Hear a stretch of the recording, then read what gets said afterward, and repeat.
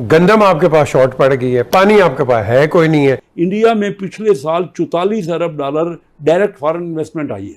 हम तो 1 अरब डॉलर के रूल रहे हैं ना, वो 44 लोग लेके आए हैं उनको। सऊदी अरेबिया IMF की तरफ देख रहा है, वो कह रहा है कि जब तक IMF से आपका मामला तय नहीं होगा हमारी तरफ से कोई मदद की तवक्को ना रखें। सारे अंडे एक बास्केट में आप रख के चलेंगे, आप अंडों को तकसीम नहीं कर सकते। और जिस महंगाई और जिस बदहाली, जिस बेरोजगारी की तरफ हम बढ़ रहे हैं, तो फिर इसके नतीजे किधर जाएंगे?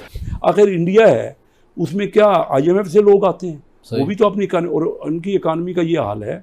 1990 में उनके यहाँ उनकी इकानमी, इंडिया हमसे 6 गुना आबादी में बड़ा मुल्क है, उनकी इकानमी हमसे सिर्फ 4 गुना थी, यानी हमारा पर कैपिटल ज़्यादा था उनसे।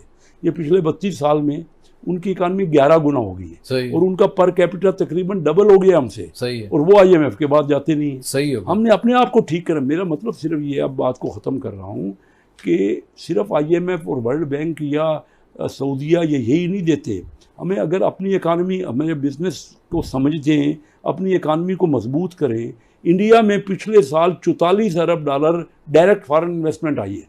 हम तो 1 अरब डॉलर के रूल रहे हैं ना, वो 44 लोग लेके आए हैं उनको। अगर उनकी इकानमी कंडूसिव हो जाए, हमारी हुकूमतें अपने मुल्क को ऐसा बनाएं कि बाहर के लोगों के लिए अट्रैक्शन हो और वो यहाँ आए। हमारे यहाँ 1.5 अरब डॉलर की आई है पिछले साल। कोविड उनके यहाँ ज्यादा आया, ये कहते हैं कोविड की वजह से। कोविड तो इंडिया में ज्यादा आया, लेकिन ये फैक्ट है, आप चेक कर लीजिए। अच्छा, बांग्लादेश में आ रही है सारी बाहर के पैसा ही। हम क्यों डिफॉल्ट हो रहे हैं? हम डिफॉल्ट हो गए। डिफॉल्ट होने से मैंने कल ये बात की है कि हम पड़े हुए इलेक्शनों में, या हम कह रहे हैं लॉन्ग मार्च करो, या ये इररेलेवेंट हो गई हैं बातें। इस वक्त मुल्क बचाओ, सबसे बड़ी बात यह है कि हम मुल्क को बचा नहीं पा रहे। उन्होंने कहा पाकिस्तान तकरीबन दिवालिया हो चुका है, सिर्फ ऐसा लगता है कि अनाउंस होना बाकी है कि खतरे की घंटी बज गई है पाकिस्तान के लिए और ज़रे मुबादला के ज़खायर कम तरीन सतह पर पहुंच गए हैं। और इस वक्त ना हमारे पास पैसे हैं गंदम मंगवाने, ना हमारे पास पैसे हैं कि कपास को हम अपनी इंडस्ट्री के लिए इंपोर्ट करें। ये है ऐसा सिचुएशन। तो ये फिर इस तरह की सिचुएशन क्यों हो गई है कि पाकिस्तान डिफॉल्ट के करीब है? अगर पाकिस्तान इतनी स्टेबल इकोनॉमी वो छोड़ के गए थे, तो फिर ये चंद दिनों में ही हमारा ये हाल कैसे हो गया? आप मुझे बताएं, 200 रुपया हो गया डॉलर। आप पूछिए मईशत का हालत है। मैं आपको कहता हूं मईशत कोलैप्स नहीं कर रहा है, इट हैज कोलैप्स। तो क्या मेरे ख्याल में हम लोग समझते नहीं है कि किस किस्म की सिचुएशन हम इस वक्त फेस कर रहे हैं। पाकिस्तान की मईशत डूब रही है, बहुत बुरी तरह डूब रही है। हमारे पास कोई रास्ता नहीं है क्योंकि हम खुदकशी कर चुके हैं। मैं आपको बता दूं, इसलिए कि IMF ने कह दिया है उनको कि हमारे पास मत आओ।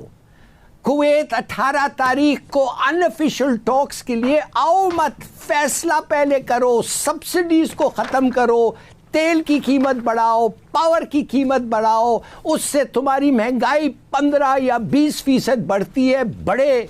और अगर रिवोल्ट होता है लोगों में, लोग बाहर आए। आटा, गोश्त, घी, जितनी भी जो दीगर अशिया की कीमतें हैं वो बढ़ गई हैं। और वज़ीर-ए-आज़म के ऐलान के बरअक्स 1 हफ्ते के दौरान मुल्क भर में आटे समेत 28 अशिया ज़रूरिया की जो कीमतें हैं उनमें रिकॉर्ड इजाफा हो गया है। 20 किलो आटे का थैला 403 रुपये 85 पैसे महंगा हुआ है। अगर IMF का एड रुक गया तो हमारा हालत श्रीलंका की तरह हो जाएगा। ये श्रीलंका नहीं बनेगा, अफगानिस्तान होगा, क्योंकि श्रीलंका में उनका शरह ख्वानदगी 92% है और मेजॉरिटी पॉपुलेशन हिंदू है वहां पे, बुद्ध मत के जो है। तो आपके तो ऐसी आग लगेगी जो आपको कंट्रोल नहीं हो सकेगी और आपके पड़ोस में उसकी तैयारियां शुरू हो चुकी हैं। नाज़रीन, बड़ी हैरत वाली बात है, एक अमेरिका बैठा इतनी दूर पाकिस्तान के खिलाफ गनवानी साजिश कर रहा है, लेकिन हम इतने बदकिस्मत हैं कि साजिश करने वाले को भी जानते हैं। ये काफी नहीं है कहना कि अमेरिकन क्या हमें धमकी दे रहे हैं। अमेरिकन को पता है हम उनके थ्रेट से नहीं डरते, हम उनकी बॉम्बिंग से नहीं डरते। हमारी मईशत जो है वो तबाह हो जाएगी अगर उन्होंने वाकई वो चीज़ें किए जो वो कर सकते हैं। सैंक्शंस अगर लगाएं, IMF का प्रोग्राम अगर ख़त्म कर दें, तो इसलिए वो अप कर रहे हैं एंटी, वो कह रहे हैं ये काफी इन लोगों का इतनी डिपेंडेंसी हो गई है हमारे गुडविल पे और सऊदी पैसे पे और यूएई पैसे पे और कुवैती पैसे पे कि हम ये वक्त है कि हम इनको स्क्वीज करें और कम से कम हम उनसे बेसिस के ऊपर अगर ये नहीं देते हैं उससे भी कुछ निकालें, सीक्रेटली रखें, कुछ लैंडिंग करने दें, कुछ ओवरफ्लाइट्स और न्यूक इंस्पेक्शंस। हम नहीं कहते इनको कि न्यूक ख़त्म करो, हम नहीं कहते कि हम आके उधर बैठेंगे और मॉनिटर करेंगे, हम सिर्फ कहते हैं भाई देखते दो किस किस्म की सिक्योरिटी है आपके न्यूक्स पे। तो मैं अमेरिका की गुलामी क्यों करूं? मैं तो मरने के लिए भी तैयार हूं और कैद होने के लिए भी तैयार हूं। आप अमेरिका की बात कर रहे हैं, गंदम आपके पास शॉर्ट पड़ गई है, पानी आपके पास है कोई नहीं है, फिर आप अमेरिका को कहेंगे भाई हमारी मदद आपने गंदम की बात की है, मैं चूंकि काश्तकार अपने आप को कहता हूं। और डॉलर कल आपने 192 पे आपके कान खड़े हुए, बिल्कुल आज 193। सर बिल्कुल सीरियस मामला आता है। कभी हम चीन के पीछे भाग जाते हैं, वहां से हमें कुछ नहीं मिला। चीन के हालात ये हैं कि श्रीलंका का भी उन्होंने बेड़ा गर्क करने के बाद श्रीलंका को छोड़ दिया। उसके बाद अगर दूसरी जानिब देखें तो हम व्लादिमीर पुतिन के पास पहुंच गए। व्लादिमीर पुतिन वही शख्स हैं जिनकी सोवियत यूनियन को हमने तबाह बर्बाद कर दिया, हमने सोवियत यूनियन के टुकड़े कर दिए। जो मैं व्लादिमीर पुतिन की शख्सियत से वाकिफ़ हूँ, उनका दिल बहुत टूटा था, वो बहुत दुखी हुए थे, रंजीदा हुए थे जब सोवियत यूनियन टूटा था। वो तब एक निस्बतन जवान अफसर थे अपने मुल्क की हसास इंतज़ामिया के अंदर। तो वहाँ भी हम जाकर गए, हमें कोई टका नहीं मिला और अब हम वेस्ट के साथ निगोशिएट करने पर दोबारा से मजबूर हो गए।